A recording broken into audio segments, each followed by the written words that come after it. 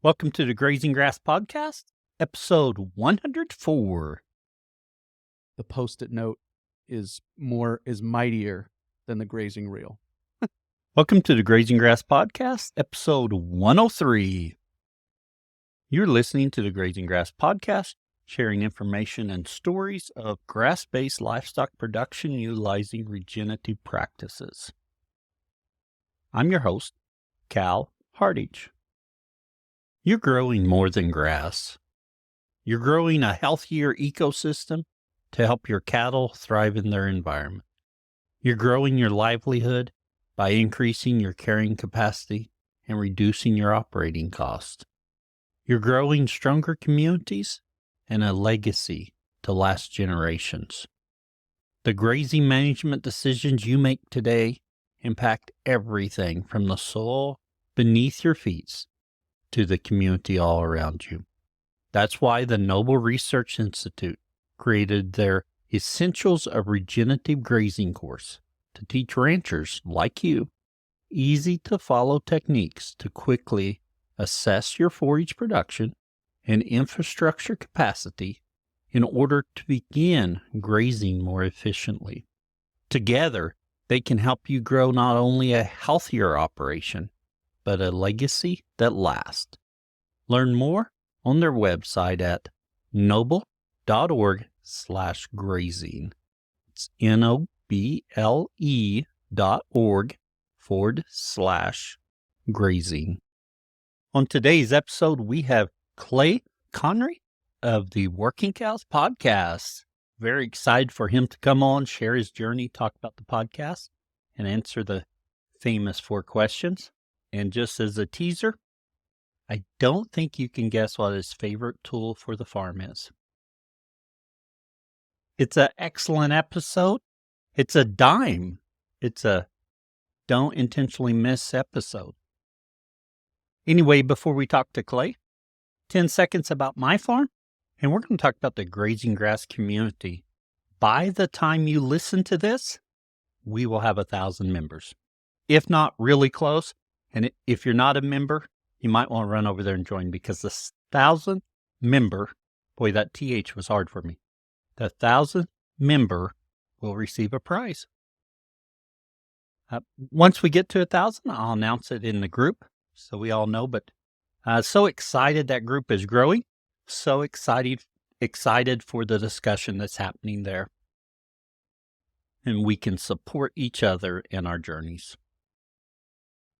Enough about me, about the grazing grass community. Let's talk to Clay. Clay, we want to welcome you to the Grazing Grass Podcast. We're excited you're here today. Cal, it's an honor to be here. Thanks for the opportunity. To get started, Clay, can you tell us about yourself and your operation? Yeah, I like the way that one guest put it one time. He said, I ranch on a postage stamp.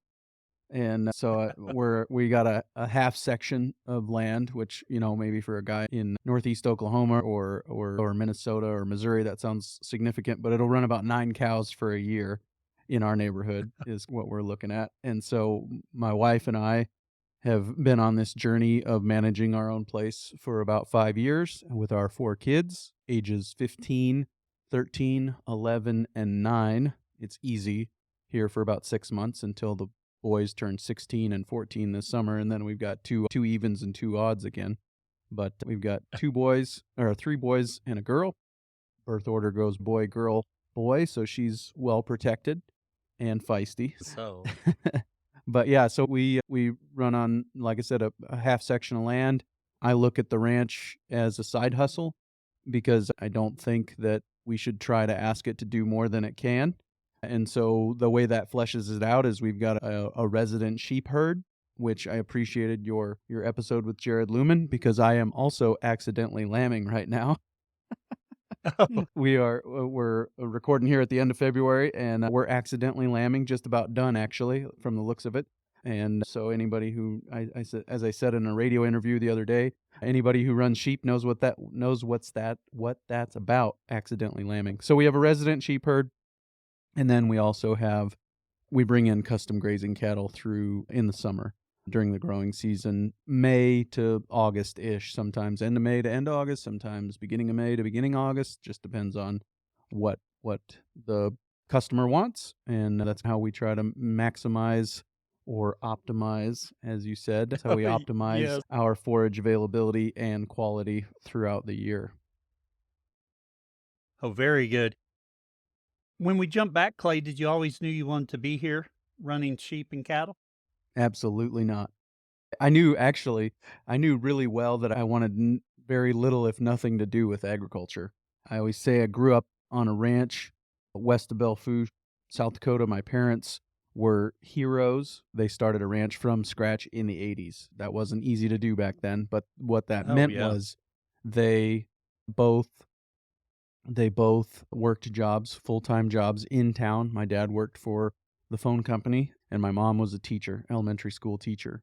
And so that meant evenings, nights, and weekends were cows. And they were good. Looking back now and having my own kids, those ages, we were involved in things. We were involved in 4-H. We were involved in wrestling and baseball, and they never missed any of those events. So on top of starting ranch from nothing in the 80s, they were present for activities and had us Oh, yeah. involved in activities. But nights and weekends were cows for us outside of extracurricular activities. And so I grew to resent the cows. I probably, or maybe definitely, had a bit of a lazy streak and didn't enjoy the work outside as much as some other people. And so I didn't grow up with that story that I hear so often from other people of, oh, I love this. I knew I wanted to do it from my earliest days. I was carpet farming and always had a fascination with the tractors. That wasn't me. Agriculture in general, cows specifically, didn't interest me. And so I went away to Bible school for a couple of years, and in Milwaukee started to realize that western South Dakota wasn't as bad a place as I thought it was. And I never really didn't like it. It just I was curious about other places. I got, as they say, a belly full of living in the city, got to find out Oh, what yeah. that was all about, and realized I do western South Dakota. And then, as I often say, I got selectively involved on my dad's ranch, helping him calve heifers, helping him brand some of the other big cow working days. And then that involvement morphed over time into greater and greater involvement. And it started to get in my blood, so to speak, and started to get opened up through some continuing education courses to a whole different way of thinking about grass and cows and business in general. And that was the start of the journey for me, is getting introduced to some of these ideas uh, of regenerative agriculture. So after Bible college, you went back home? Yeah, so I went back and started a job. I worked some blue collar jobs, odd jobs, flooring, did some flooring, putting carpet and tile and hardwood in houses. I worked at a shop where we installed custom living quarters in horse trailers. So think of those people who are on the rodeo circuit living in their horse trailers 250 days a year. Those are the kind of trailers we were working on. I did that for a while, and then I worked at a bentonite plant, which is bentonites in everything from diapers to toothpaste and candy bars. It's we use that. I worked in a plant where we put that in bags and shipped it all over the world. And so I did that for about 18 months after school, and then I got pitched a job working as a youth pastor in a local church. And so I did that. I was a youth pastor in a local church for about 12 years. And like I said, I was selectively involved in the ranch during that whole time, but I wasn't there as an employee or anything. Yeah. I know when I left the farm originally and started teaching, my selectively involvement in dad's cattle was him calling me, we got work to do. But I don't know if I had much of an option to say, hey, I can't. But actually, I am one of those people that knew from an early age livestock was something I wanted to do. My brother and sister, as I mentioned, they got as far away as quickly as they could. I was just going to say that's similar to me too. My brother he spent some years in the oil field, but he's had cows of his own for most of his post-college years once he moved back from California. Oh, oh yeah. Now, one thing that I think is interesting, you went a long ways from home for college. What was some contributing factors for that? it was affordable. It was That's always important. So I went to New Tribes Bible Institute in Waukesha, Wisconsin, which is just outside of Milwaukee. And all of the teachers there are retired or not retired, but missionaries who have returned home for the most part from the mission field. And Oh, so yeah. their salaries are paid as missionaries. So the student body doesn't have to pay their salaries. And Oh, so very nice. you end up just paying room and board, basically, is what you're paying for in your education there. It's now called Ethnos 360. It's still there. Same Bible school, same curriculum, some of the same teachers as were there 20 years ago, but it's now goes by a different name. But anyways, and then the other thing was all the credits would have transferred to Moody Bible Institute, and I'm pretty sure I wanted to be a youth pastor at that point. And so I was going there because Moody is similar in that it's affordable, and so it ends up being hard to get into. And so I wanted to go to New Tribes so that all my credits would transfer to Moody. Oh, yeah. And then that's where I was going to go into Chicago, actually, from Milwaukee to Chicago. But yeah, that was just why I went there. I ended up getting connected to New Tribes Bible Institute through a mission trip that I went on with a Christian boarding high school that I was attending. I attended my senior year of high school was at Sunshine Bible Academy in Miller, South Dakota. And we took a mission trip to the Milwaukee Rescue Mission, and most of the students there were, or most of the staff in the youth department there were New Tribes Bible Institute students. And so that's how I got connected to New Tribes.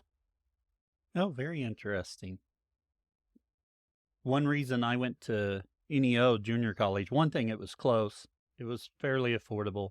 I could still come home and dairy, but all the credits transferred to Oklahoma State University where I was intended on being. So yeah, planning ahead. You talked about you got home, you were able to be selectively involved in your dad's ranch. And at some point through continuing education, you started being introduced to these paradigm shifting practices. Tell us a little bit about that process and how you dove in deeper to learn more. Sure. Yeah. So basically, I needed to supplement my income. The church was not able to continue to pay a full-time salary. And so I needed to supplement my income. My dad had retired early. I would say early. Yeah, he retired early from the phone company to go ranch full-time, basically. And he was getting to a place where he needed more help on the ranch. And so he said, I'll hire you a couple days a week.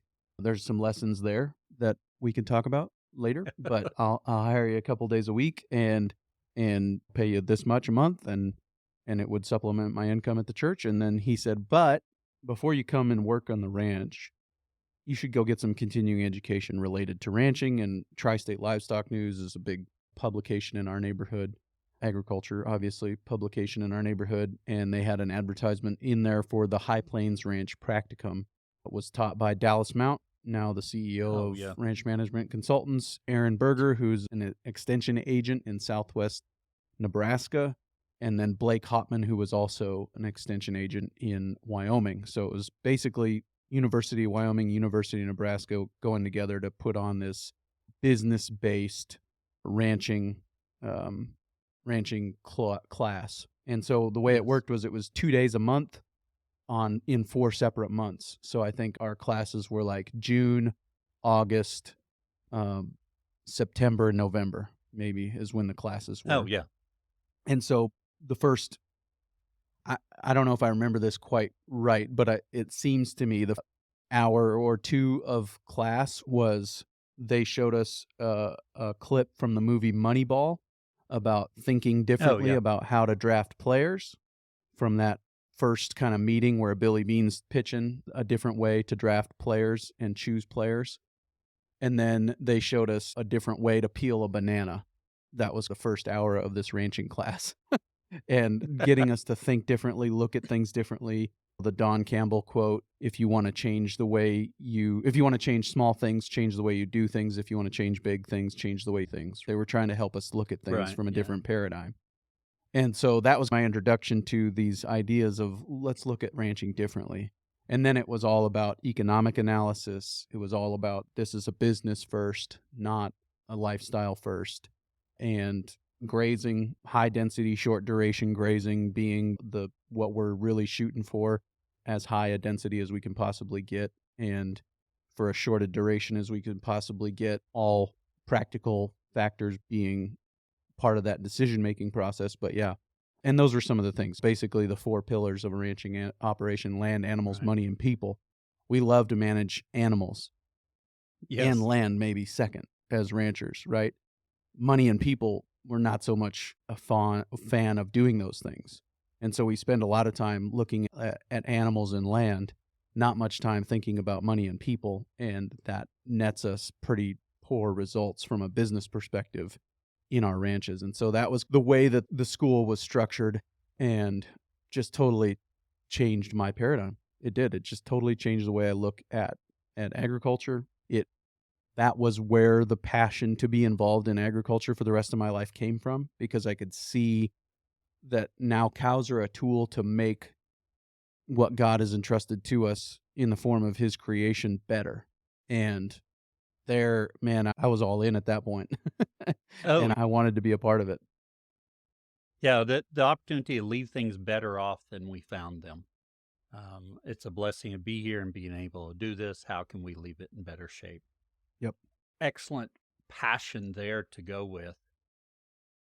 When you started going these classes, first off, I love that format. A couple of days Hmm. every few months. It gives you time to get information, go back, do some work, reflect, do more research if you need to, and then come back for more. I love that format. Of course, most things are more short intervals, or it's almost the high density short interval. You go to a conference for 3 days and you get slammed with everything, which there's benefits from that. But having that opportunity just a few days every month, some logistics of getting there, but I really like that model better than some of the other models I've seen.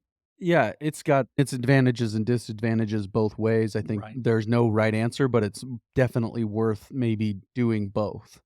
Yeah. Because I think that it's easier for, especially for people who are in an old paradigm of ranching, it's easier for people to get away for a couple of days at a time than it is for 8 days for something like ranching for profit or something. Where if you're in a newer paradigm, hopefully you're building in vacation, you're building in time away from the ranch for your family, and so this is part of that, becomes an easier thing. But from in an older paradigm way of thinking, where I don't need a vacation, I love what I do. Why would I go anywhere else? This is God's country, which it is. And everybody who, wherever you live, should be that for you, honestly. But, anyways, that I think it is easier from that perspective, and the ability to take things in, ruminate on them for a while, decompress, think about them, look at your own operation, think, how do I implement that? And then go back and get another and ask questions, honestly. Hey, Oh, yeah. we were thinking about implementing this, but how would that work here? So I think it is a really great format. That opportunity to think about questions. My best questions occur about 2 a.m. the day or two after whatever I'm at. So having that opportunity to write those down and go back and ask questions, I think Right. is great. You mentioned about vacations. I'm currently trying to convince my wife that we need to take a vacation to the National Grazing Lands Conference. And I don't know how that's going, to be honest. I know it's a hard sell because she says so many of our vacations involve something about ag. So we'll see how that goes. Right. She said we can go, but not so much that it counts as a vacation. Yes. Yes. Yeah, It's gonna be a business expense for the Grazing Grass podcast, is that right? it is. Yes. Yeah. And she'll make sure that everything's paid for from grazing grass. It will not be coming out of any other budget. Good. Yeah. So you start going these classes. Did you go home and tell your dad about it? Was he receptive to these ideas? Yeah, I think that part of my dad being starting the ranch from nothing in the 80s, my parents doing that, is that they were always pretty receptive. There's some practical things. The What my dad's operation, my parents' operation ended up becoming was just a small piece of owned land, or two small pieces of owned land, and then all leased land. Oh, And yes. in our neighborhood, the leased land is most often leased either from the National Forest, a Forest Service grazing permit, or it's leased from a retired rancher who's actually willing to give you full care of your animals, you wouldn't necessarily have to show up. You could drop them off and 6 months later go pick them up, and you would know that they're going to be fine. So that happens quite a bit in our neighborhood. And so there were some limitations there as far as the Forest Service and the ranch lease as to what he was able to implement from a grazing perspective and from a calving date perspective and some of those things. And so I think he was always receptive. And actually, I remember long time ago, he probably went to what has now morphed into the South Dakota Grassland Coalition's grazing school. Before it was called that, before it was probably even called the Grassland Coalition. He went to a course a long time ago, and he came home with a book by Stan Parsons. If you want to be a cowboy, get a job. And so that he had that kind of introduction to it a long time ago. And so I think he was always open to it, but there was some limitations just based on what we had for resources available to us and what we were actually able to change with our management. And he was always an April calver anyways, from what I remember. We calved heifers earlier, and most of those actually were heifers that we would buy, calve out, and then sell as pairs in the spring when people were getting ready to go to grass, and that actually worked out pretty well for us, aside from the challenges of calving in February and March in western South Dakota, but it worked out financially. And so I think he was always receptive, but limited in what we could implement. And now, as his business has changed a little bit, he's implementing some more and more of those things all the time, actually. Very good. I'm not familiar at all with grazing public lands, so I Hmm. don't know what parameters are put on you through that, but I do get the private leases, and it's almost every person has a different idea how it should be done. And one property, I don't have a formal lease for it. I brought it up on the podcast. I do get to graze it a little bit each year, but it's because there's multiple people involved and they're very concerned about overgrazing, and they're so apprehensive about it. But Mm. they've they're letting me graze it a little bit each year. As far as the public land is concerned, they set your turnout date and they set your Oh, come okay. home date, basically. And infrastructure is pretty hard to develop because you've got all kinds of competing interests. When you have to do archaeological surveys to decide if there's any Indian burial grounds there or anything like that. And Oh, so yeah. so all these kinds of challenges become part of what the problem, or you have to get over those hurdles before you can do any infrastructure and those kinds of things, especially permanent infrastructure. And then Imagine the so. other thing is they don't care what size of calf you're running. So I know a lot of guys in our neighborhood that calve in February and March because you can come home in November from the Forest Service lease with a 750-pound calf. And so Oh, you yeah. basically get to run a yearling in the hills at the same AUMs as a pair. And so if you calve in April or you calve in February, they don't really care how big that calf is when you come home. So it ends up being one of the unfair regional advantages that we have that some people take advantage of in that way. Oh, And then the other thing is going up there with baby calves, I think turn out sometime late May, early June. Going up there with baby calves, they're more susceptible to predators. And so there are mountain lions, there aren't wolves, but there are really big coyotes in the Black Hills, if you know what I'm saying. And there aren't bears, but there are gigantic trash raccoons in the Black Hills. And so there's those kinds of things that you're thinking about too with small baby calves going up there if they were oh, born in yeah. May and June. And not the least of which is calving up there would be a challenge too. So I think those are some of the things that come into play when you start to think about changing calving date drastically before turning out into the hills. Yeah, those would all be important factors there. When you were going home and able to help your parents, what were some, or how did that work out for you? Because we know so many people are working with their families and going in. And I know I've gone through that experience. I still am in that experience. In fact, if I wasn't recording this right now, I'd be outside helping dad with some fence that he wants done. So, how has that worked working with your parents? What would you suggest to others working with their parents? I think it's important to understand whose whose place is this, just to be really blunt. Oh, I Uh, think I'm sorry to jump in. I think that is a huge point, and that's real easy to forget, but you've gotta remember that. Okay, go ahead. yeah, no, I think that's important. I think from the older generation, the generation that's currently in ownership, it's important for them to tell everybody who might be the next generation is what's the next step? Where are we going from here? Who has an interest going forward and figure out a way to decide that. I really think that it comes down to clear communication of Oh, yeah. what is your role here? Are you a co-decision maker? Are you a co-owner? Or are you an employee? And honestly, if those things are communicated clearly, it it relieves a lot of that stress of Junior coming home to the ranch and trying to implement all the crazy things he learned at whatever conference Right. he just went to. And it helps everybody make decisions for the future. Is this a place that I want to invest 15, 20, 30 years waiting for my opportunity to manage it? Or is it going to be better for everybody? Our Christmas dinner is going to be more pleasant if I go somewhere else and come home and visit occasionally rather than trying to work here. So I think that clarity of what the future is probably the most important thing in those deals. And that just takes admittedly uncomfortable conversations.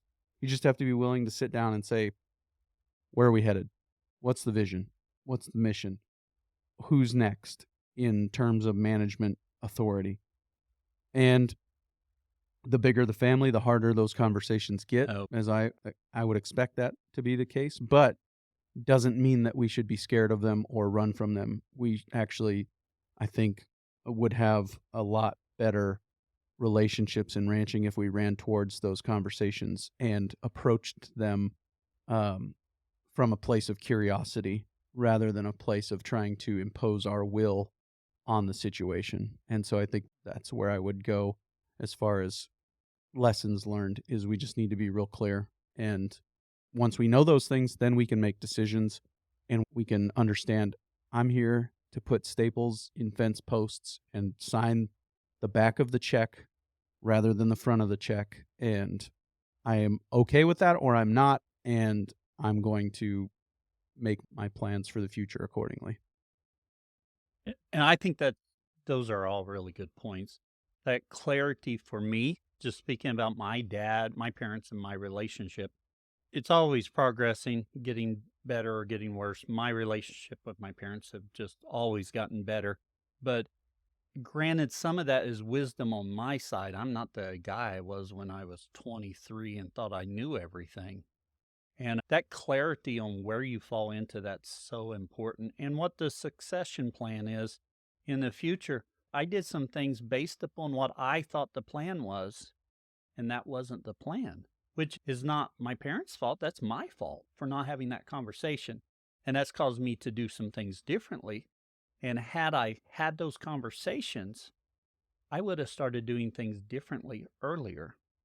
And so those conversations, while anxiety causing, they need to be had. Yep. I've man, a couple of things on that. First of all, there's a really helpful graphic that goes around social media every once in a while about when I was 18, or you can go back as far as you want. When I was 5, my dad was my hero.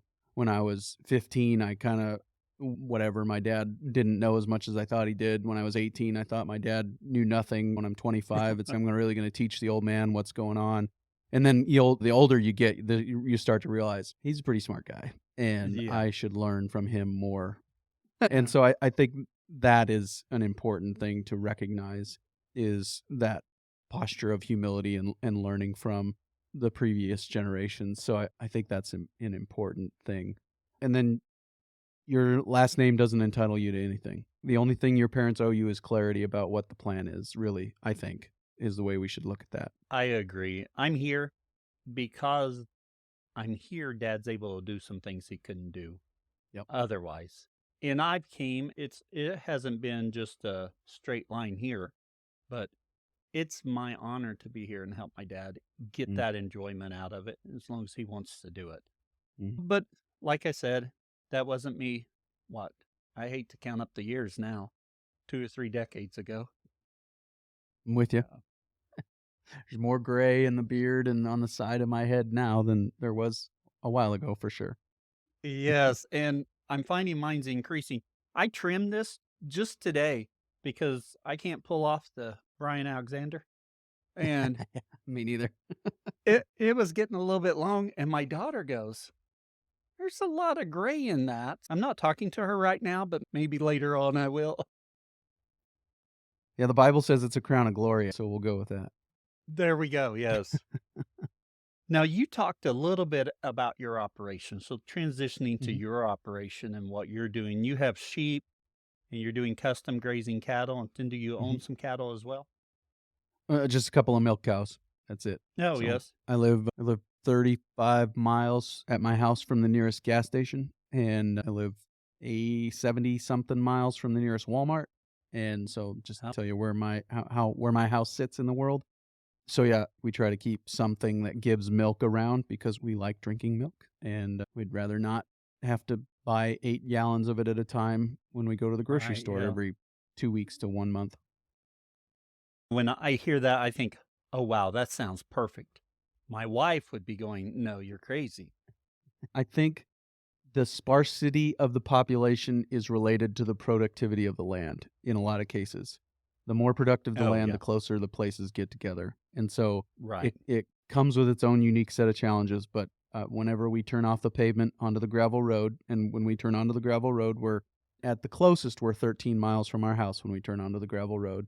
Oh, And my wife breathes a sigh of relief, and she's happy that she's in her happy place now where the cows outnumber the people, and that's good. But very good. Yeah. On your sheep, are you running uh, hair sheep, I'm assuming? wool sheep. Oh, So I'm sorry. we're I made the wrong assumption Oh, there. you're good, you're good. Everybody who comes from a place with high parasite load makes that assumption because Right. I have a little bit more rainfall. we don't have the parasite issues, and we also live in a place where we don't have to burn our wool. The wool is very marketable here. It's not lucrative, but it is easy to market, and there are still people here who know how to shear sheep. There are still crews that'll Oh, show up at yes. your house and shear 800 sheep in one day. That's still a possibility in our neighborhood, and so it makes sense for us to run wool sheep here. I think there are advantages to hair sheep, as I understand it. They're easier to keep in, from what I understand, and maybe a little bit broader palate than a wool sheep. Oh, yeah. So definitely, they're interesting to me. Hair sheep are interesting to me, but we just started with wool sheep because one of the larger sheep markets in the world is 35 miles from my house, same place where the gas station is. And I would say 90% of the sheep that run through there are wool sheep. I've been there for a few No, sales, yeah. never seen a hair sheep run through. So that's Uh, just what I'm basing it on. I Oh, know yeah. there are hair sheep in the neighborhood. A lot of those actually, though, get direct marketed. They're marketed as lamb to the end consumer, and so I'm not sure how many of them even run through the sale barn on a regular basis. But I know some friends of mine who are experimenting with the hair sheep, and yeah, that's definitely intriguing to me. Just to show the contrast, when we sell sheep through the sale barn, we sell them in Diamond, Missouri, which is an hour and a half from us to the east. So as you Right. go east, you're getting more rain. I've been to a sale a number of times, and I'm trying to remember if I've seen any wool sheep go through the sale. I'm sure there's been some, but hair sheep has just taken over the sheep industry in this area Right. Yep. outside of show lambs. Yep. And most of those show lambs would probably be a Suffolk or Yes. Suffolk cross. Yeah. Yep. Yeah. And we're almost all Rambouillet here. Somebody told me one time there's an invisible wall between Montana and North Dakota that keeps the Targies from getting in, but it's almost all Rambouillet cross. Some Sam, South African meat merinos have Oh, been okay. making their way Yeah. in here, but mostly Rambouillet, whiteface, wool sheep. Are you able to? You've talked about the market for wool is available there. Is Mhm. this through local crafters or is there a bigger market there? No, again, one of the largest wool marketing places also in the world is in Belle Fourche, South Dakota, which is 70 miles from me, same place where the nearest Oh, yeah. stoplight is, same place where almost the same place as the nearest Walmart. That's 10 miles south in Spearfish. But anyways, so they group wool into pools and sell it by the container ship load out of there. I Oh, don't yeah. know if they fill a container ship with wool, but they have a massive warehouse and they just built onto it. Yeah. So I can actually market wool, like just I can take, as my kids call it, I can take wool to town in my hippie van and sell it there. I've got a big conversion van. My kids call it the hippie van. But Yes. anyways, I can take wool to town in that and sell it there. And that's the way our marketing works here.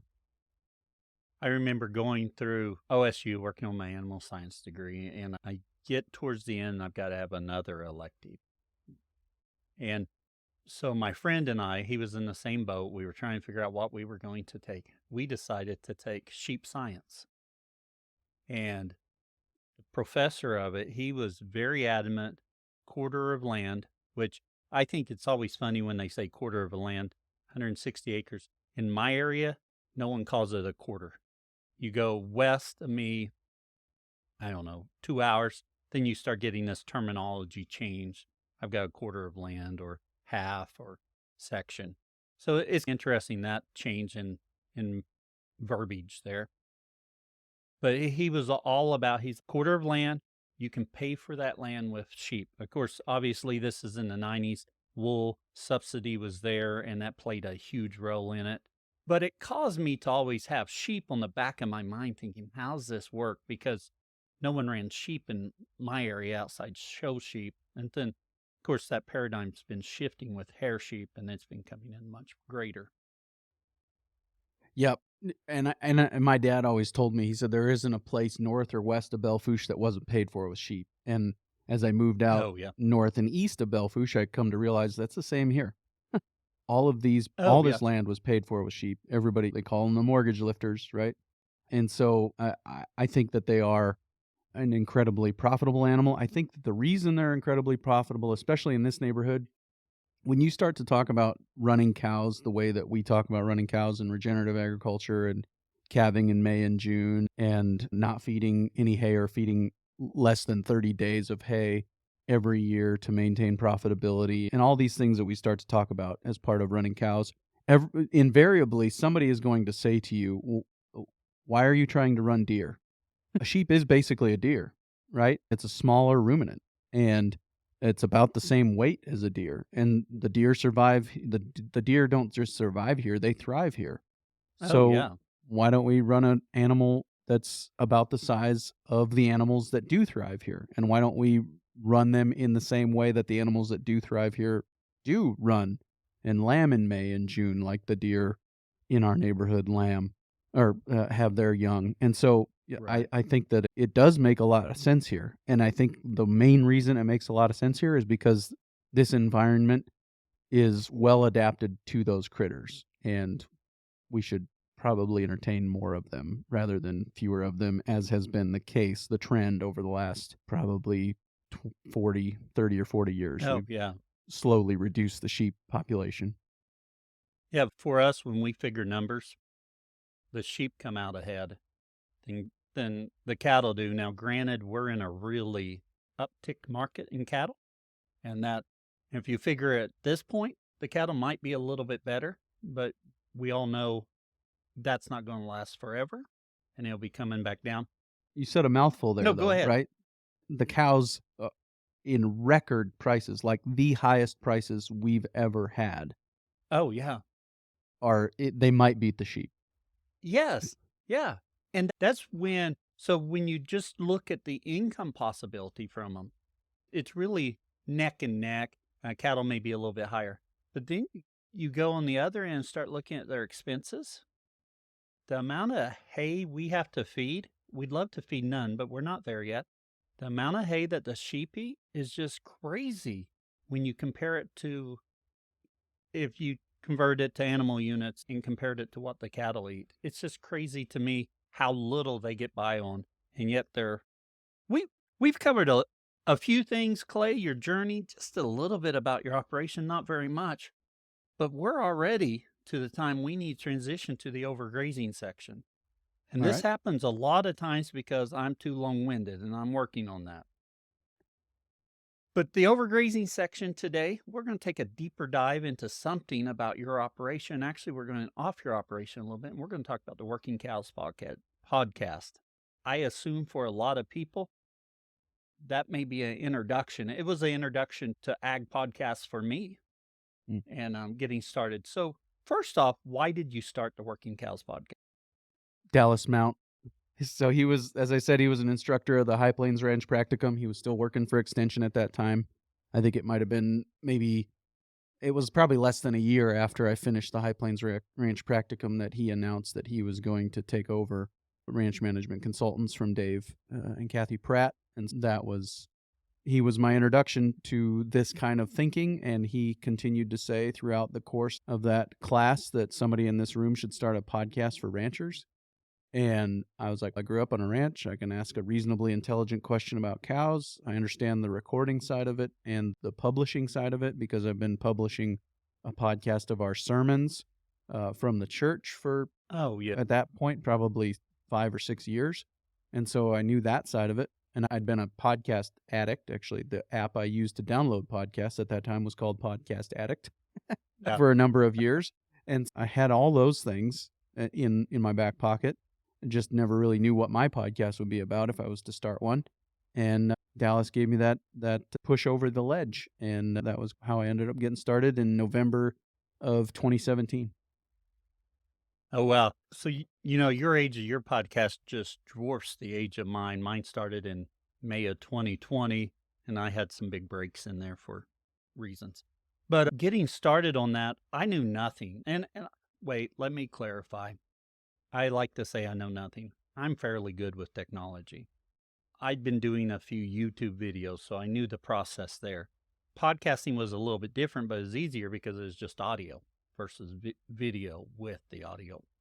But I jumped in and thought, I'll figure it out. It sounds like you had a better base going in. You already knew a little bit about the world before you jumped in. Yep, for sure. And it was a little different because I didn't do any editing. There was no intro, no outro, no theme music, nothing like that for the church podcast. It was just basically it would start with "Let's pray," and that's how the podcast, the episode, Well, or that's whatever. a good way to start. That's how usually the first words you would hear on the podcast. It was a little different in that regard, but the actual going through and cutting out anything that didn't need to be part of the actual sermon podcast and exporting it and uploading it, all those things were similar. And so I learned through some of the continuing education courses that I did take, like the free podcast course from John Lee Dumas, some of those things just about the importance of editing and making things concise and consumable and some of those things. And so I did learn some things in that regard, but as far as managing the website and uploading sermons or uploading episodes and those kinds of things, I had those kind of things in my back pocket. So getting started with the podcast, how did it go at first? Did you find it was well received? Getting guests was easy? How was it received at the beginning? Yeah, actually, as things have progressed, I can now say that I've never had anybody finally or ultimately turned me down to be a guest on the podcast. Everybody's always eventually said yes. Sometimes it took years. Oh, okay. But Actually, just on that, I got an email just the other day from someone saying, I don't know if you're still looking for guests, but I'm interested. And it's someone I had emailed last June. Yep. It took a introduction from somebody in their industry to get them to say yes, but I had emailed them probably after episode 2. and so it took years for them to come on, but that's all right. I don't begrudge anybody for saying no. But so guests hasn't necessarily been a struggle. It took some convincing for a couple of different individuals, but that, like I said, that's fine. I don't begrudge anybody for not being willing to do it.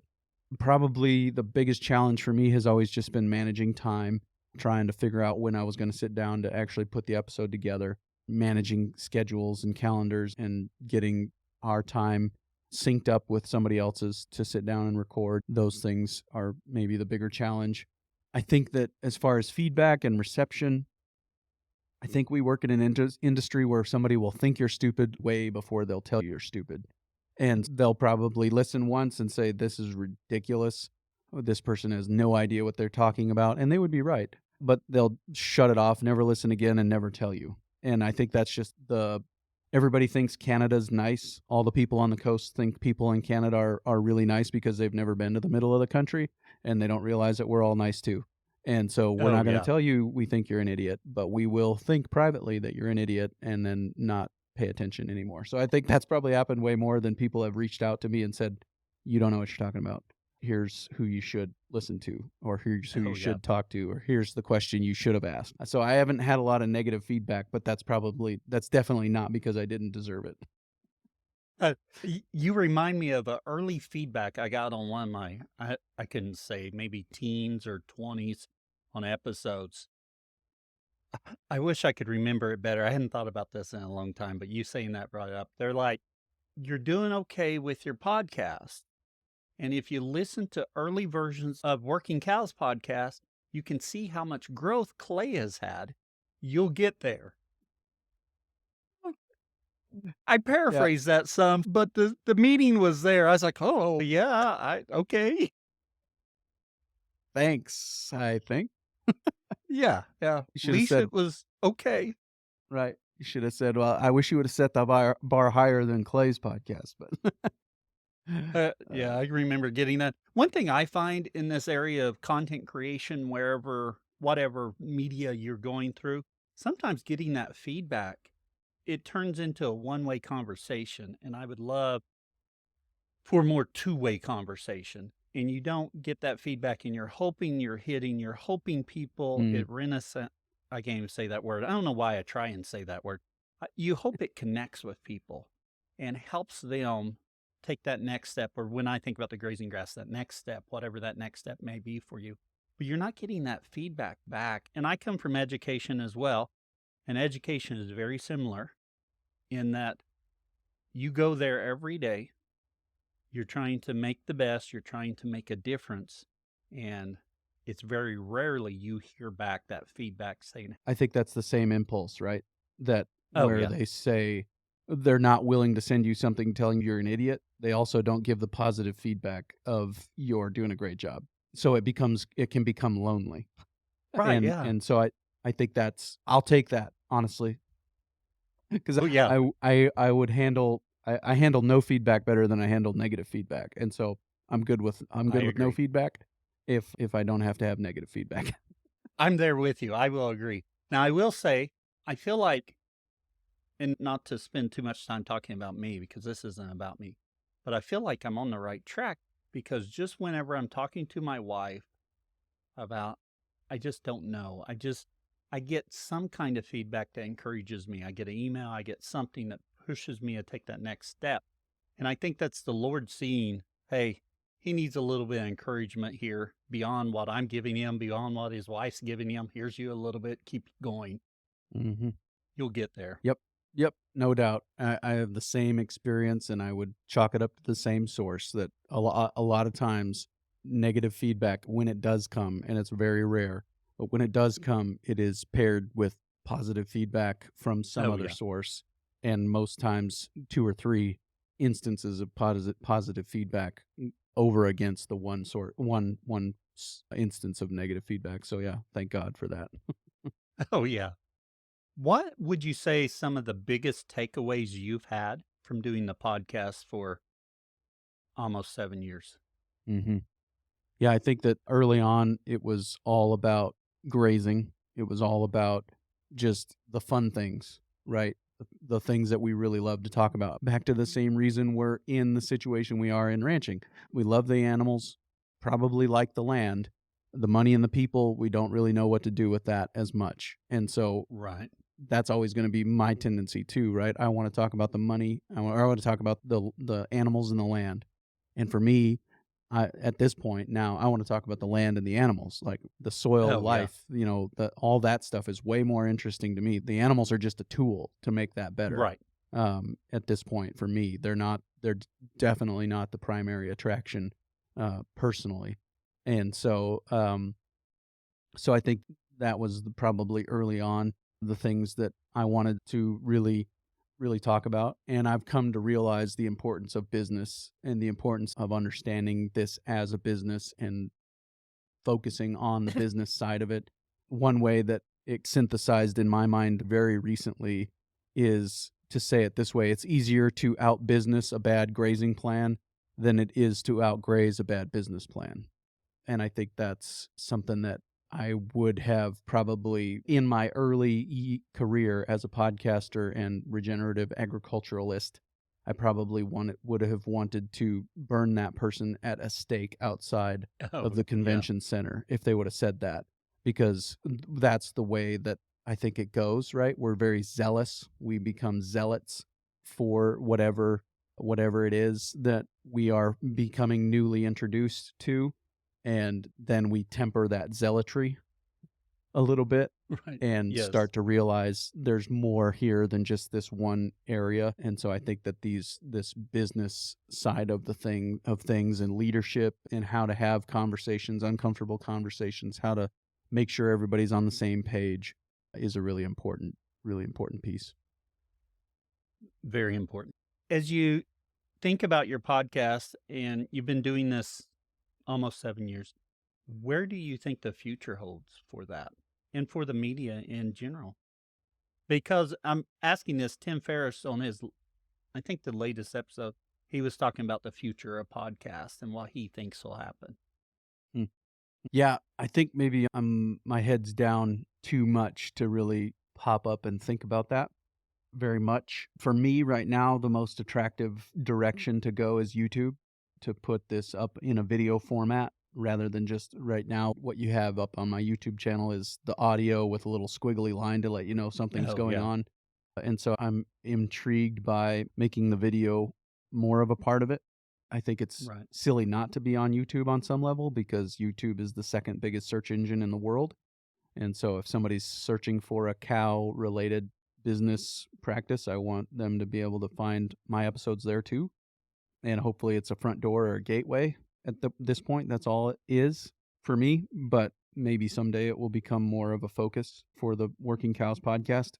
As far as the career is concerned, I think that I would like to parlay it into some more speaking out in at conferences and those kinds of things. That's something I'm still trying to figure out how to do well. I've spent 17 years as a public speaker on a weekly basis, at least once a week, a lot of times 2 or 3 times a week.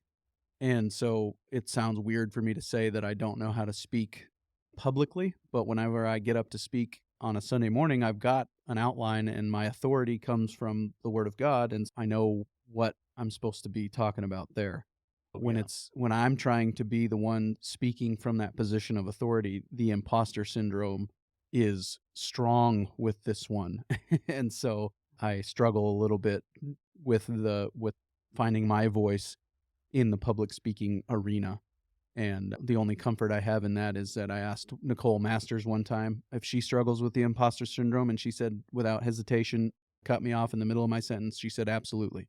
And I'm like, okay, if Nicole Masters struggles with the imposter Oh, syndrome, yeah. it must not mean that I don't have anything to say.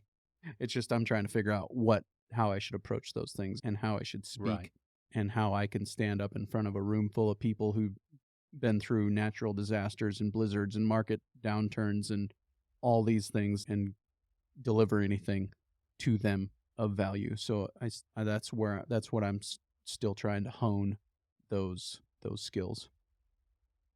Yeah, I agree on all that front there. YouTube, I think we try and get out there on YouTube, but it's very small. I'm trying to get in that space. The imposter syndrome is huge. Who am I for anyone to listen to me? But I feel this passion for this and this drive to share what I can. Yeah. Clay, I have really enjoyed the conversation thus far. So appreciative of you coming on here. But it's time for us to shift gears just a little bit. And we shift to our famous 4 questions, same 4 questions we ask of all of our guests. Our first question: what is your favorite grazing grass related book or resource? I think it's probably Ray Marxer's Cowboy in a Corporate World because it documents his process of change. It does a really good job of giving very practical advice about how to select cows that fit your environment. It does a very good job of talking about land stewardship and connecting that to our corporate or not our corporate, but our city neighbors and cousins. So yeah, I think that's probably one of my favorites. Yeah. I think everybody you've probably gotten, maybe you haven't gotten a similar answer to that question a lot of times, but I think that's a newer one that probably should be read by more people, and I don't know how many people have read it yet, but more people should read it. It's a new book to me, so it's getting added to my to read list. I'll have to get to it. I was not familiar with it at all, which is always I always think it's so exciting when someone tells me a book that I don't know. Not that I know everything, but I usually come across them and I have my to read list, to be read list is way too long and I'm trying to work through it, but not as fast as I'm adding books to it. And I think that along those lines, like I have really, really important responsibilities at the church that demand me to be reading certain things to make sure that I'm able to give good answers in some of these different really. And so that's where most of my reading happens. My reading related to ranching is fairly sparse, and so I could tell you all kinds of books that were read by people who I respect a lot in ranching, Oh, books yeah. by Alan Nation and those kinds of things that are really important, knowledge rich ranching and all those kinds of things. But as far as books that I've recently read related to ranching, Ray Marxer's book Cowboy in a Corporate World is really good. Oh, very good. Our second question, what's your favorite tool for the farm? I think this right here, it's a Post-it note. I think that's my favorite tool for the farm. If you've been through Ranching for Profit, or if you've been through a mission and vision setting workshop, a lot of times it is starts out on a Post-it note. And I think that if we can get everybody who is a stakeholder in the ranch in a room and get them to write down some of their priorities on a Post-it note and put them on a wall and arrange them into topics and categories, and then develop that into a sentence that everybody memorizes and knows, and it actually influences our decisions on a day-to-day basis, and it keeps us from doing certain things, and it helps us Oh, to yeah. stay motivated in doing certain things, right? What we don't do is oftentimes as important, if not more important, than what we do. And then why we do what we do is often more important than what we do and will keep us motivated to do it more. And so I think that the Post-it note is probably my favorite ranging tool. Almost 100 episodes in, and that's the first time we've gotten a Post-it note, but I think it's great, reasons behind that to do that, and that's something I need to do more of, so we're all on the same page, because having that mission statement keeps you from chasing everything that sparkles. Yep. And we do too. Our family needs that too. And the last few months have revealed that we need to do it and need to make sure that we're all on the same page, because are we going to stick with sheep, or are we going to go solely to custom grazing? What are we going to do? We need to decide why we're doing it first, and then we can Right, decide yeah. whether or not we're going to stick with it. And so this is just something that we're still working through as well. But I think that the Post-it note is mightier than the grazing reel. If we're Oh, gonna, yeah, the pen is mightier yeah. than the sword, right? The Post-it note is mightier than the grazing reel. If we are going to, if we're gonna be, I think, if we're gonna think and write about these things. Yeah, that's excellent. Yes. Our third question, what would you tell someone just getting started? Back at my career in Bible school, and I can't tell you how many people came and spoke to us and told us, don't waste your years in Bible school. You're never going to have another opportunity like this where you get to devote yourself to 2 years of just studying the Bible. And I don't know how many people didn't waste it, but I know that the people who didn't waste that time are probably the exception to the rule. And I think that it's hard to give people advice that they heed without looking back and saying, man, I wish I would have heeded that advice. But I think temper the zealotry would be something that I would say to young people. Try to learn from multiple channels of learning. One of my favorite quotes, I don't know if it was original to Tim Keller, but he said, if you read one author, you're a clone. If you read two authors, you're confused. If you read 1,000 authors, you're wise.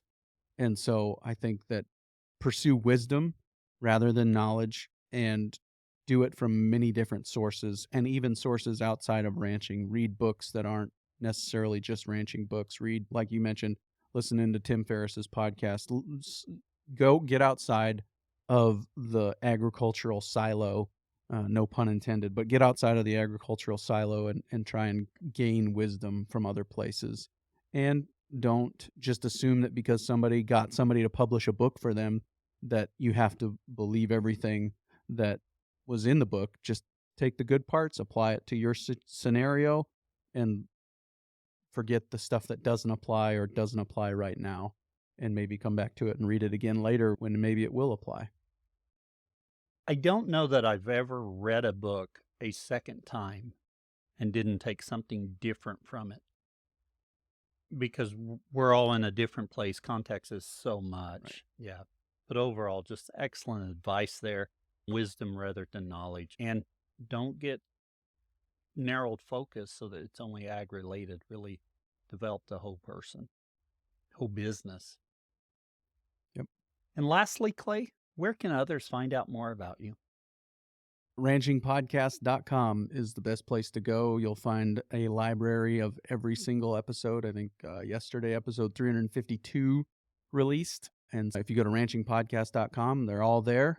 And what I like to do when I go to a place like that, rather than trying to consume them all, I just hit in my web browser, I hit Control F or whatever your browser is, and then I search for the things that are interesting to me. And if something comes up, I start there.